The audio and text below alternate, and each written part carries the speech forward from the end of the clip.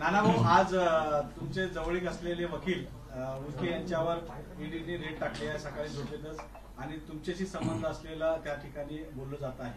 काय मत आहे यावर? कुठल्या केसमध्ये वकील कोणते लावावेत हे आमचं जे मर्जी आहे. आणि वकील लावलं म्हणजे वकील आपला होतो किंवा दुसऱ्याचा होतो हा प्रश्न नाही. खरं तर गडकरींच्या निवडणूक पिटिशनमध्ये त्यांनी आमची महत्वाची भूमिका निभावली आणि त्याच्यामध्ये सतीश उकेंनी जी बाजू मांडली त्याच्यामध्ये माननीय हायकोर्टाने जे काही आरोप आमच्या वतीने लावले गेलेले होते त्याला हायकोर्टाने मान्य केलं आणि ती पिटिशन आमची मान्य केली गेलेली आहे. म्हणून ते आमचे वकील आहेत. हा महत्वाचा मुद्दा आहे. राहिलं भाजपच्या अत्याचारी व्यवस्थेच्या विरोधात जो कोणी बोलेल त्याच्यावर केंद्रीय तपास यंत्रणेचा दुरुपयोग करून कारवाई केली जाणार आणि तोंड बंद करण्याचं पाप हे बीजेपी जाणीवपूर्वक करते आहे. नुसतं सतीश उकेच्याच प्रकरणात नाही, अनेक प्रकरणात आपण पाहतो आहे. स्वतः संजय राऊतांनी जे शिवसेनेचे खासदार आहेत त्यांनी प्रधानमंत्र्यांना, गृहमंत्र्यांना ईडीच्या अधिकाऱ्यांच्या विरोधात त्यांच्या पुराव्यासहित माहिती दिली. का कारवाई केली जात नाही? आणि म्हणून भाजप अत्याचारी व्यवस्था करते, हिटलरशाही करते आहे, हुकुमशाही आणतं या देशामध्ये, लोकशाही संपुष्टात आणत आहे. आणि म्हणून मी तुमच्या माध्यमातून राज्याचे हायकोर्टाचे मुख्य न्यायाधीश आणि सुप्रीम कोर्टाचे मुख्य न्यायाधीशांना मी आपल्या माध्यमातून त्यांना विनंती करतो की या सगळ्या लोकतंत्राला वाचवण्यासाठी सुमोटो आपण हस्तक्षेप करावा, जेणेकरून हे लोकतंत्र वाचवण्यामध्ये आपल्याला यश होईल. नाहीतर या हिटलरशाहीनं, भाजपच्या हिटलरशाहीनं लोकशाहीच आता धोक्यात आलेली आहे, अशी भूमिका आमची आहे. पण एकंदरीत ते सगळे जे आहे धागे जे आहेत तुमच्या बाजूने वळताना दिसत आहे. देवेंद्र फडणवीसच्या विरोधात वारंवार आपण बोलतात, गडकरींच्या विरोधात बोलता, पंतप्रधानांच्या विरोधात बोलतात. तुम्ही आता ईडीचा पंचनामा जो आहे तो केलेला आहे. त्याच्या ज्या फायली असतात त्यांच्याकडे, वकिलांकडे केसेसच्या, त्या फायलीच त्यांनी जप्त केलेल्या आहेत, त्यांचे मोबाईल जप्त केलेले आहेत, असं मला पंचनामा मला कळलेला आहे. त्याच्यामुळे वकिलाच्या घरी फायली नाही राहणार तर काय, वकिलांच्या घरी. आणि हा कायदा जो ईडीचा कायदा आहे, ईडीचा कायदा हा ड्रग माफियांसाठी आहे, विदेशात बायका नेऊन विकणाऱ्यांसाठी कायदा केलेला गेला होता. हा कायदा आतंकवादाच्या विरोधात केला होता. आता त्या कायद्याचा दुरुपयोग करून, आणि त्यावेळेस हा कायदा काय आला होता, त्यावेळेस भाजपच्या खासदारांनी विदेशात बाया नेण्याचं काम केलं होतं. ते आता म्हणून तुम्हाला मुद्दाहून त्या कायद्याचा मिनिंग आपल्याला सांगितलं पाहिजे की ईडी कुठं लागतं. आता वकिलांच्या फायली जप्त करायला ईडीचा वापर, आणि कुठले ईडी? मुंबईचे ईडी गेलेत आणि केंद्रीय पोलीस दल घेऊन गेलेत. नागपूरमध्ये पण ईडीचं ऑफिस आहे, नागपूरच्या ईडीला माहिती नाही. आखरी हे दबावतंत्र जे चाललेलं आहे हे कशासाठी आहे? सतीश उकेंनी अनेक घटनेमध्ये, मग जस्टिस लोहियाच्या प्रकरणात असेल, दुसरे निमगडे असेल, या सगळ्या प्रकरणामध्ये सतीश उकेंनी आपली भूमिका स्पष्ट मांडलेली आहे. काय सतीश उकेचं त्या निमित्तानं तोंड बंद करण्याचे त्याच्या फायली जप्त केल्या जात आहेत का, असाही प्रश्न त्या ठिकाणी निर्माण होतो. आणि म्हणून ईडीची कारवाई जी आहे ती कोणावर केली गेली पाहिजे त्याचंही स्पष्ट त्या ईडीच्या कायद्यामध्ये भूमिका आहे, पण त्याचा दुरुपयोग चाललेला आहे. आणि म्हणून आम्ही माननीय सुप्रीम कोर्ट आणि माननीय हायकोर्टच्या चीफ जस्टिसना विनंती करतो की आपण सुमोटो याच्यामध्ये हस्तक्षेप करावा आणि अशा घटना सगळ्या थांबवाव्या, ही मागणी काँग्रेसच्या वतीनं आम्ही करतोय. असं वाटतं का की ईडीचं पुढचं टार्गेट नाना पटोले देखील असू शकतात जर वकिलांपर्यंत आलेत तर? असं आहे, आमच्या अनेकदा आमचे फोन टॅपिंग झालेत, ते जाहीर झालेले आहेत. आमच्यावर यंत्रणा त्यांचे नजर ठेवून आहेत. आम्हाला त्यांना खोट्या गुन्ह्यात आम्हाला टाकायचं असेल तर ते टाकू शकतात, कारण की आता निरपराध लोकांना टाकलंच जात आहे. एक गोष्ट आहे की परमवीर सिंगला एक न्याय आणि अनिल देशमुखला एक न्याय, अशी कशी व्यवस्था चालू शकतं? लोकशाहीमध्ये खोट्या गुन्हे दाखल करून जसं इंग्रज काळामध्ये जे चाललेलं होतं तशी अगर या लोकशाहीमध्ये व्यवस्था चालली असेल म्हणून आम्ही न्यायव्यवस्थेला हाक मारतोय आणि त्याच्या माध्यमातून ह्या सगळ्या गोष्टी स्पष्ट झाल्या पाहिजे आणि लोकतंत्र वाचलं पाहिजे. नाना, काँग्रेसच्या आमदारांचा काही पत्र जे आहे ते समोर आलेलं आहे. 20 ते 25 आमदार जे आहेत ते सोनिया गांधींची भेट. मी काल त्याच्याबद्दल बोललेलो आहोत. नाराजी आहे का आमदारांची, काय नेमकी? कुठलीही नाराजी नाही. आता आम्ही एक रणनीती करतोय आणि या ईडीचा दुरुपयोग जो ज्या पद्धतीनं केंद्रीय भाजपचं सरकार करते आहे त्याच्या विरोधात आता एक रणनीती होईल आणि ते भविष्यात आपल्याला कळेल. पण त्यांनी पत्रात असं म्हटलं की आम्हाला भेटीची वेळ द्यावी. महाराष्ट्राच्या पॉलिटिक्सवर कालपासून ही चर्चा की 25 आमदार नाराज. मला एक कळत नाही, आमच्या नेत्या सोनियाजी गांधी काँग्रेसचे आमदार त्यांना भेटायला इच्छुक असतील तर याला नाराजीचा भाग काय? हायकमांडला भेटायला मला पण अनेक आमदार येतात, मंत्री भेटायला येतात, गावातला कार्यकर्ता भेटायला येतो. आखरी आपल्या नेत्यांशी भेटून राजकीय चर्चा करणं आणि त्याच्याबद्दल आपलं मत मांडणं, त्याच्यासाठी या पद्धतीचं वातावरण, कारण की भाजपला महाराष्ट्रातलं महाविकास आघाडीचं सरकार नको आणि रात्रदिवस त्यांचा एकच प्रयत्न चालू आहे, दबाव तंत्र चालू आहे आणि या पद्धतीच्या बातम्या पेरायच्या आणि भाजपमध्ये किती लोक नाराज आहेत त्याचं सांगायचं नाही. एकीकडे सांगतात की शिवसेनेमध्ये नाराजी आहे, काँग्रेसमध्ये नाराजी आहे आणि भाजपमध्ये सगळं अलबेल आहे, असं त्यांचं म्हणणं आहे का? आमच्या संपर्कात किती भाजपचे आमदार आहेत आता ते आम्ही आकडा नाही. आम्ही यांच्यासारखं असं नाही, आम्ही एकच लोहाराची मारू, त्यावेळेस सगळ्या गोष्टी कळतील. भाजपमध्ये नाराजी आहे का? खूप सारे आमदार तुम्हाला भेटतात तुम्ही मी म्हणालो ना तुम्हाला, आम्ही एकच लोहाराचं मारू, यांच्यासारखं नाही खुटखुटखुट करू.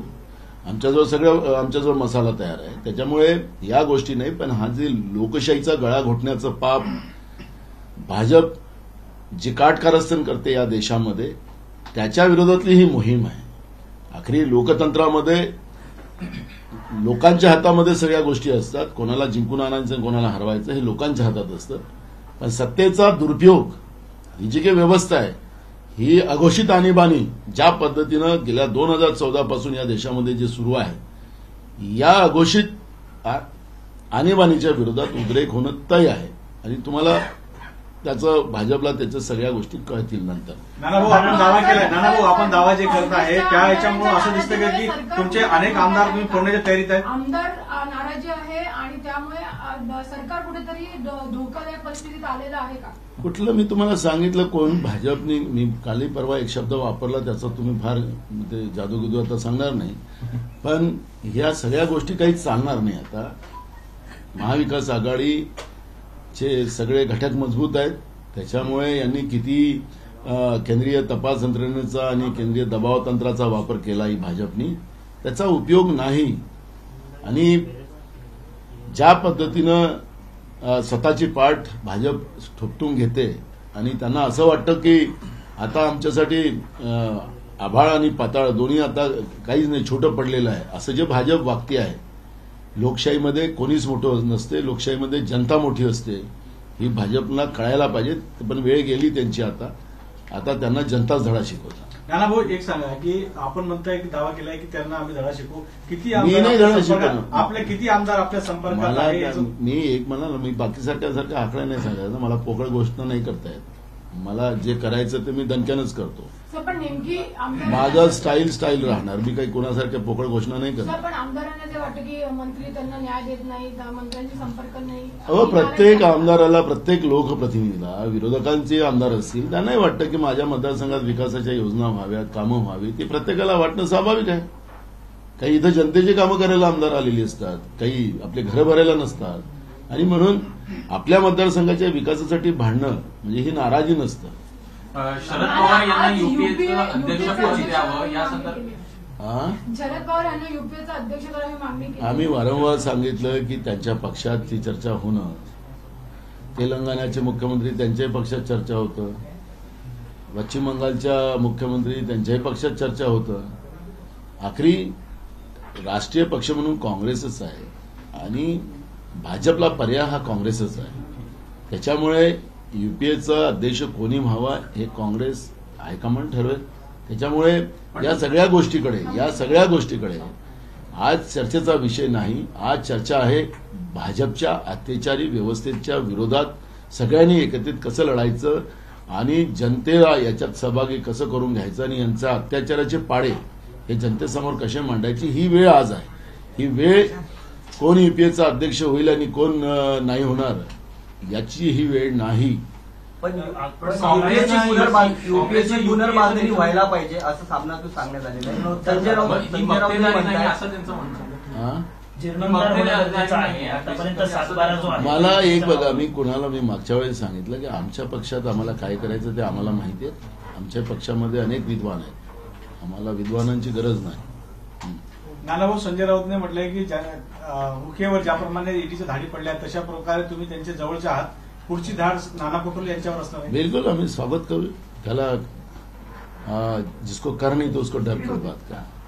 नाना असं देखील म्हटलं जात आहे की राष्ट्रवादीने जी भूमिका घेतली त्यावरती शिवसेना नाराज आहे आणि कुठेतरी तर महाविकास आघाडी सरकारमध्ये सगळं. तुम्ही मला मीडियाच्या लोकांचं कळत नाही की महाविकास आघाडीच्या सरकारच्या विरोधात तुम्ही पण कशासाठी, भाजपला राहू द्या. आणि हे प्रश्न तुम्ही वारंवार विचारून तुम्ही जनतेचे प्रश्न बाजूला सारू नका. नाना, बबनराव लोणीकर यांची क्लिप समोर येते. जे अधिकारी आहेत, तुम्ही उप अभियंता होते त्यांच्यावर शिवीगाळ केला किंवा अशा प्रकारची ती क्लिप समोर येते. भाजपच्या सत्तेच्या गरमीचा हा प्रकार आहे. शोषित पीडितावर अन्याय कसा करायचा ते त्याचं तोंडातून हे वक्तव्य बाहेर येणं म्हणजे स्वतः चुकी करायची, स्वतः बिलं भरायची नाही आणि माझं कशाला कापलं म्हणून जा ना त्या दलितांचे कापा असं म्हणणारं हे जे आहे ही सत्तेची गुरमी जी भाजपला आलेली आहे त्याचा हा प्रकार आहे. सर, नानाभाऊ जानना चाहेंगे. नानाभाऊ, नाणार जे प्रकल्प आहे ते विदर्भामध्ये घेऊन जावं अशी मागणी आहे. काल संजय राऊत यांनाही काँग्रेसच्या नेत्यांनी भेट घेतली आहे. काय म्हणताय की ते प्रकल्प विदर्भात जायला पाहिजे? बघा, आज नाणार हा रत्नागिरी जिल्ह्याच्या नाणार या ठिकाणी आहे. त्याला अनेक वर्षाचा विरोध चाललेला आहे. आखरी जसं कोकण हा मागासलेला आहे विकासानं तसं विदर्भ पण मागासलेला आहे. आखरी हा व्हावा तर ह्या मागास भागातच व्हावा ज्याच्याकडून रोजगार निर्मिती व्हावी हा प्रश्न आहे. पण त्या ठिकाणी दोन बाजू नाणारच्या याच्यामध्ये आपल्याला पाहायला मिळतं की काही लोक त्याच्या बाजूने आहेत, काही लोक विरोधात आहेत, काही लोक राजकारण करतात. मला तर असं वाटतं की भाजप जेव्हा सत्तेत होती, मुख्यमंत्री फडणवीस होते त्यावेळेस नाणार व्हावा अशा पद्धतीचं जे लोक आज मोर्चे काढतात ते म्हणायचे तेच लोक होते. मी विधानसभा अध्यक्ष होतो ते माझ्याकडे आले होते. म्हणून मी आपल्याला सांगतो की हे राजकारण होता कामा नये. जे लोकांच्या मनात संशय आहे, सरकारने पुढाकार घेऊन शास्त्रज्ञ आणावे. या रिफायनरीमुळे निसर्गाला धोका निर्माण होणार काय, आमच्या कोकणाच्या सौंदर्याला धोका होणार काय, त्याचे नुकसान फायदे हे लोकांना मांडून सरकारनं त्या लोकांचं समाधान करावं आणि नाही म्हणत असतील तर मग विदर्भात द्या.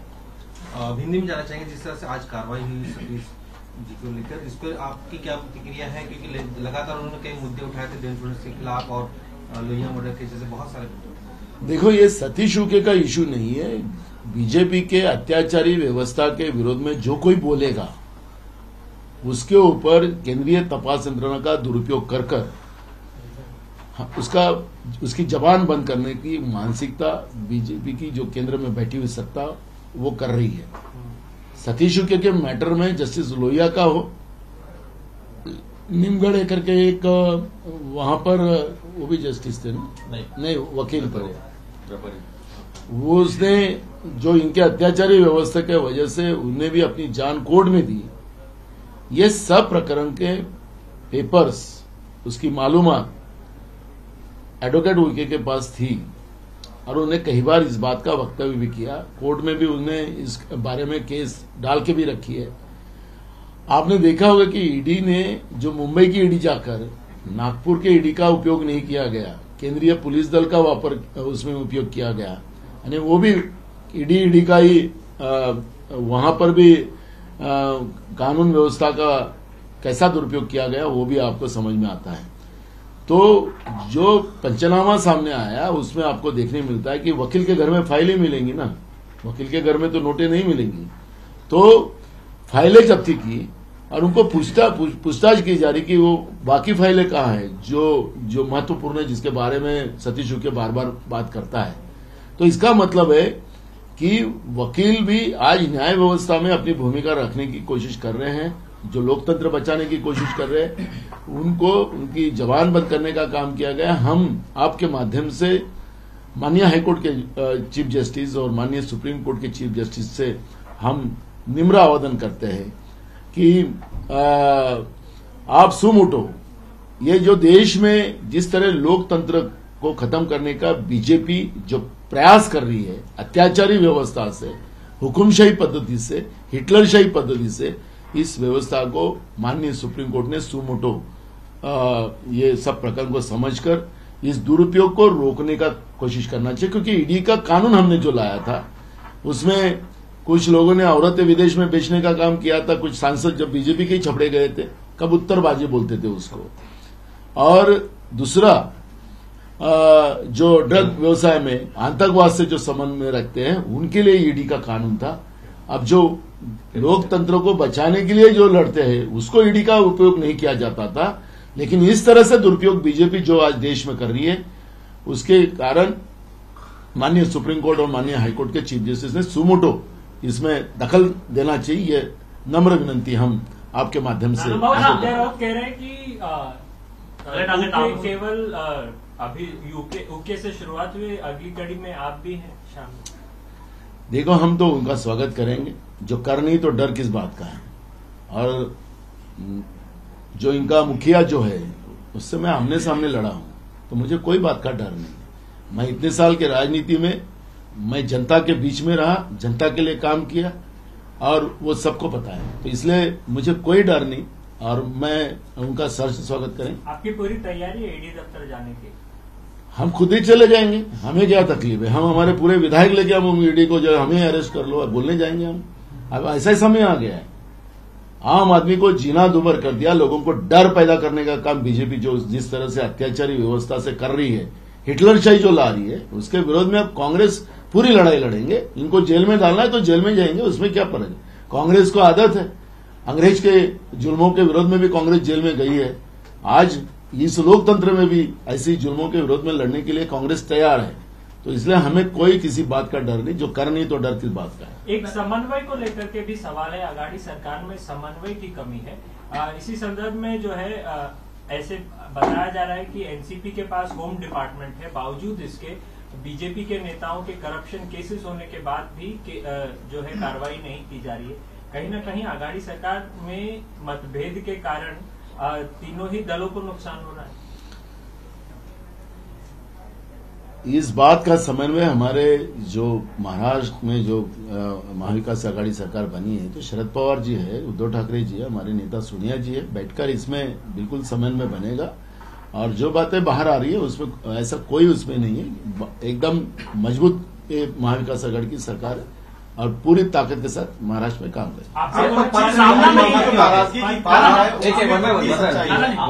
विधायकों की जो नाराजगी की बात सामने आ रही है वो कितनी सच्चाई है कि महाराष्ट्र सरकार से जो आपके विधायक हैं, क्या वो नाराज हैं? उन्हें सरकार से जो अटेंशन चाहिए, जो मंत्रियों का अटेंशन चाहिए, वो नहीं मिल रहा है और इसी को लेकर क्या सोनिया गांधी के पास वो मिलना चाहते हैं? फंड्स नहीं दिए जा रहे आपके नेताओं को? देखो, कोई भी विधायक हो जो लोगों से चुन के आता है, उनको सबको लगता है कि अपने अपने एरिया का विकास हो। फिर विरोधी पक्ष के भी एमएलए हो, उनको भी लगता है।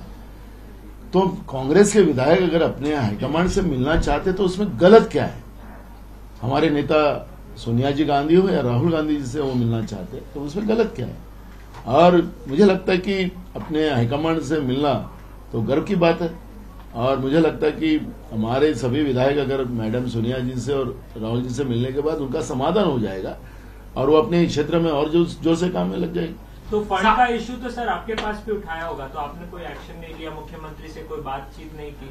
कहीं न कहीं इस कारण जो है वो लोग केंद्र नेतृत्व के पास जा रहे हैं। मुझे ये पता नहीं कि लास्ट गवर्नमेंट जो फडणवीस की थी वो भी 5 साल चली, उसमें तो उनके मंत्री घर में जाना पड़ा, क्या क्या बेइज्जती उनके मंत्रियों की कराया खुद ही फडणवीस जी ने, वो भी आपने देखा। उनके विधायकों की क्या हालत हुई वो भी पता है आपको।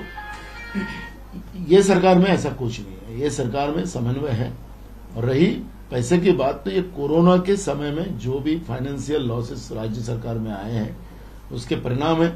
एक दूसरा, केंद्र सरकार की अत्याचारी व्यवस्था की जो महाराष्ट्र के हिस्से का जो जीएसटी का विकास का पैसा हो वो जिस तरह से देने से मना किया है, बीजेपी महाराष्ट्र पे अत्याचार कर रही है, विकास में भी, ये भी उसकी बात सामने है।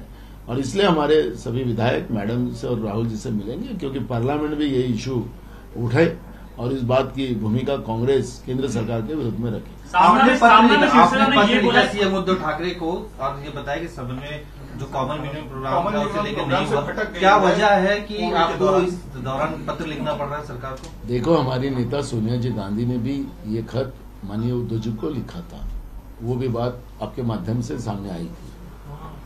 उस समय कोरोना था और कोरोना के वजह से मेडिकल एड में ज्यादा से ज्यादा पैसा, लोगों की जान बचाना, ये सबसे बड़ा दायित्व सरकार था। उद्धव जी ठाकरे की सरकार ने उस समय में जो काम किया है उसका सुप्रीम कोर्ट ने भी उस बात को अप्रिशिएट किया है। ये किसी केंद्र सरकार से तो हमें उम्मीद है ही नहीं, और यहाँ के मुंबई की वजह से देश में कोरोना फैला करके बोलने वाले भी लोग हमने पार्लियामेंट में देखा है। तो मुझे यह लगता है कि माननीय सुप्रीम कोर्ट ने भी इस बात को अप्रिशिएट किया, उद्धव ठाकरे जी ने इतना अच्छा काम किया, उद्धव ठाकरे सरकार के महाविकास आघाड़ी ने इतना अच्छा काम किया। अब कोरोना खत्म हुआ है, जिस उद्देश्य से हमारी नेता सोनिया जी गांधी ने इस सरकार का स्थापना करने के लिए जो मान्यता दी थी, वो सब प्रोसेस, क्योंकि किसान का कर्जा माफी का इश्यू बोला था वो हो गया। अब सेकंड है कि शेड्यूल कास्ट हो, शेड्यूल ट्राइब हो, माइनॉरिटी के लोग हो, ओबीसी के लोग हो, बेरोजगार को रोजगार हो, ये सब इश्यू के लिए जो कॉमन मिनिमम प्रोग्राम बनाया गया था, उस इश्यू पे सरकार आगे बढ़े और लोगों को न्याय दे, ये भूमिका हमारी नेता सोनिया जी गांधी की थी और वही बात को हमने मुख्यमंत्री जी को याद दिला। शिवसेना ने सामना में ये बोला है कि कांग्रेस यूपीए को लीड नहीं कर पा रही है और शरद पवार जी को ये लीडरशिप देनी चाहिए, इसको कैसे देखें? ऐसा है कि शिवसेना अभी यूपीए के मेंबर नहीं है। जो यूपीए के मेंबर होते हैं उनको ही बात करने का अधिकार होता है।